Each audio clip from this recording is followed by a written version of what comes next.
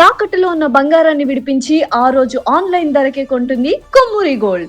పాకిస్తాన్ వెన్నులో వణుకు పుట్టించేటువంటి వార్త ఇది.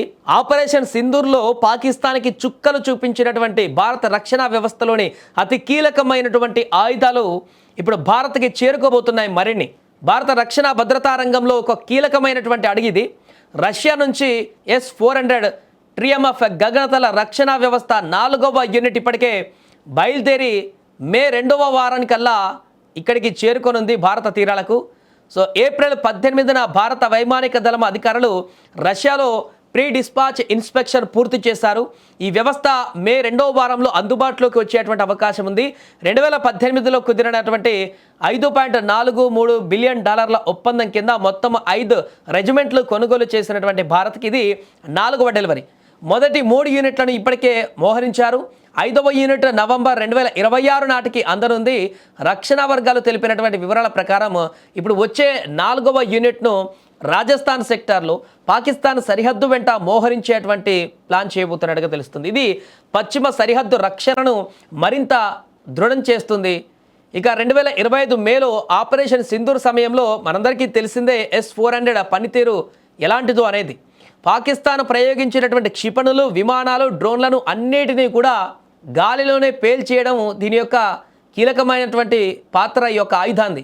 దీని కారణంగా ఇండియాపై పాకిస్తాన్ దాడి చేయలేకపోయింది, ఎవరిని కూడా గాయపరచలేకపోయింది. హైదరాబాద్, తెలంగాణ, ఆంధ్రప్రదేశ్ ప్రజలతో సహా దేశవ్యాప్తంగా ప్రజలు అత్యంత రక్షణా వలయంలో ఉన్నటువంటి ఫీలింగ్ పొందారు ఈ ఆయుధంతో. అందుకే S-400ల పట్ల భారత్తో పాటు ప్రపంచ దేశాలు కూడా ఆసక్తి పెరిగింది. రష్యా ఎన్ని కావాలంటే అన్ని వెంటనే ఇచ్చే పరిస్థితులు లేదు, ఎందుకంటే ఆల్రెడీ అక్కడ ఒక యుద్ధం కొనసాగుతుంది చాలా కాలంగా ఉక్రెయిన్తో. సో తన S-400ను రష్యా తన అవసరాలకు ప్రస్తుతానికి అక్కడ బార్డర్లో వాడుతుంది, ఉక్రెయిన్ నుంచి వచ్చేటువంటి దాడులను అడ్డుకునేందుకు. S-400 ట్రియంఫ్ అనేది రష్యాలోని ఆల్మాజ్ ఆంటోయ్ కంపెనీ తయారు చేస్తుంది. అంటే రష్యా చేస్తున్నట్టు లెక్క. ప్రపంచంలోనే అత్యాధునికమైనటువంటి long range surface to air missile సిస్టమ్లలో ఇది ఒకటి.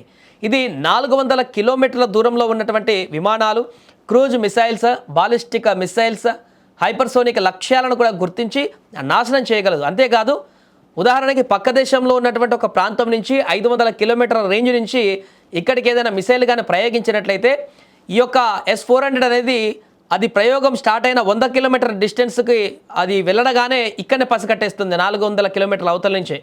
సో ఈ వ్యవస్థలో బహుళ లేయర్ రాడర్లు, కమాండ్ సెంటర్, వివిధ రేంజ్ మిసైల్స్ కూడా ఉంటాయి. 40N6E మిసైళ్ళు 400 కిలోమీటర్ల దూరంకి వెళ్తాయి. ఇక 48N6 మిసైళ్ళు 250 కిలోమీటర్లు వెళ్తాయి. ఒకేసారి అనేక లక్ష్యాలను ట్రాక్ చేసి నిర్మూలించేటువంటి సామర్థ్యం S-400 ప్రత్యేకత.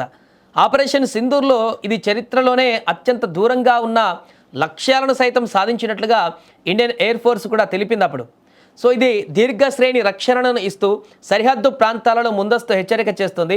మల్టీలేయర్ డిఫెన్స్ కలిగి ఉంది. అంటే ఆకాశ్, భారక్, ISR వ్యవస్థలతో కలిసి పనిచేస్తుంది. మొబైల్ సిస్టమ్ కలిగి ఉంది. అంటే S-400 అనేది ఒక పెద్ద ట్రక్గా ఉంటుంది. సో ఆ ట్రక్ను ఎక్కడికి కావాలంటే అక్కడికి తరలించవచ్చు, తద్వారా త్వరగా స్థానం మార్చుకునే శత్రు దాడులను అడ్డుకోవచ్చు. నిజానికి భారత్ కోరిన S-400 ఎప్పుడో డెలివరీ కావాల్సి ఉంది, కానీ ఉక్రెయిన్తో రష్యా యుద్ధం కొనసాగడంతో అక్కడ వారి అవసరాలు కూడా పెరగడంతో కొంత ఆలస్యమైంది. అయితే భారత్ S-500 కోసం కూడా ఇప్పుడు ఎదురు చూస్తుంది. అదైతే 500 కిలోమీటర్ల దూరంలోని లక్ష్యాలను కూడా అడ్డుకొని నాశనం చేయగలదు. వాటికి కూడా రష్యా తయారు చేస్తుంది. దీనిపైన ప్రారంభ సంప్రదింపులు జరుగుతున్నాయి. అది భవిష్యత్తులో వచ్చేటువంటి అవకాశం కూడా ఉంది. అండ్ అలాగే మనం S-400 గురించి మాట్లాడుకుంటే ఆపరేషన్ సింధూర్లో దాని పాత్ర ఏంటో చూడడం జరిగింది. 2025 మే 7 నుంచి 10 మధ్య జరిగినటువంటి ఆపరేషన్లో పాకిస్తాన్లోని ఉగ్రవాద మూలాలపై ఖచ్చితమైనటువంటి దాడులు చేసింది. 88 గంటల ఘర్షణలో S-400 తన సామర్థ్యాన్ని ప్రదర్శించింది. పాక్ క్షిపణులు, డ్రోన్లు, విమానాలను దూరం నుంచి ఛేదించడంతో పాటు తక్కువ సమయంలో రియాక్ట్ చేసి సేఫ్ పొజిషన్కు మారడంలో కూడా ఇది సహాయపడింది. రక్షణ వర్గాల ప్రకారం S-400 11 సార్లు ఇంటర్సెప్ట్ చేసి శత్రు లక్ష్యాలను నాశనం చేసింది. ఇది భారత రక్షణ వ్యవస్థకు కొత్త విశ్వాసం కలిగించింది.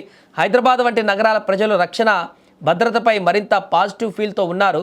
పాకిస్తాన్ మనల్ని ఏమీ చేయలేదు అనే కాన్ఫిడెన్స్ కూడా ప్రజల్లో పెరిగిపోయింది. అప్పుడు ఆపరేషన్ సింధూర్లో S-400 అట్నుంచి వచ్చేటువంటి దాడులన్నింటినీ కూడా బార్డర్లోనే ఆపేయడంతో మన దేశంలోకి మన ప్రాంతంలోకి ఒక క్షిపణిని కూడా రాలేకుండా అడ్డుకున్నతో ఒక వారధిలాగా నిలబడింది. కాబట్టి ఇక్కడున్న ప్రజలందరూ కూడా చాలా సేఫ్గా ఫీల్ అయ్యారు. ఇక కొత్తగా వచ్చే S-400ని పాకిస్తాన్ సరిహద్దుల్లోనే ఎందుకు ఉంచాలి అనేటువంటి ప్రశ్న కూడా ఇప్పుడు జవాబు మనం మాట్లాడుకోవచ్చు. ఇటీవల పాకిస్తాన్ తరచూ కూడా కవింపు చర్యలకు పాల్పడుతుంది. ఎప్పటి నుంచి ఇలాంటి ప్రయత్నాలు చేస్తుంటుంది. మరలా కూడా దాడులు చేస్తామంటూ రకరకాల ప్రయత్నాలు చేస్తుంది. అక్కడ మంత్రులు అలాంటి వ్యాఖ్యలు చేస్తున్నారు.